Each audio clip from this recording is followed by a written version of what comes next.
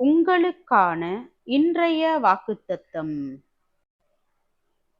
உங்களில் ஒருவன் வியாதிப்பட்டால் அவன் சபையின் மூப்பர்களை வரவழைப்பானாக. அவர்கள் கர்த்தருடைய நாமத்தினாலே அவனுக்கு எண்ணெய் பூசி அவனுக்காக ஜெபம் பண்ண கடவர்கள். அப்பொழுது விசுவாசமுள்ள ஜெபம் பிணியாளியை இரட்சிக்கும். கர்த்தர் அவனை எழுப்புவார். அவன் பாவம் செய்தவனானால் அது அவனுக்கு மன்னிக்கப்படும். நீங்கள் சொஸ்தமடையும் படிக்கு உங்கள் குற்றங்களை ஒருவருக்கொருவர் அறிக்கையிட்டு ஒருவருக்காக ஒருவர் ஜெபம் பண்ணுங்கள். நீதிமான் செய்யும் ஊக்கமான வேண்டுதல் மிகவும் பலனுள்ளதாயிருக்கிறது.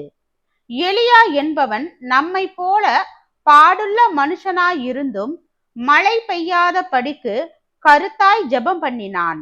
அப்பொழுது 3 வருஷமும் 6 மாதமும் பூமியின் மேல் மழை பெய்யவில்லை.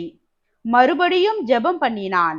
அப்பொழுது வானம் மழையை பொழிந்தது. பூமி தன் பலனை தந்தது. சகோதரரே, உங்களில் ஒருவன் சத்தியத்தை விட்டு விலகி மோசம் போகும்போது மற்றொருவன் அவனை திருப்பினால், தப்பிப்போன மார்க்கத்தினின்று பாவியை திருப்புகிறவன் ஒரு ஆத்துமாவை மரணத்தினின்று ரட்சித்து திரளான பாவங்களை மூடுவானென்று அறிய கடவன். யாக்கோபு 5வது அதிகாரம் வசனம் 14 முதல் 20 வரை.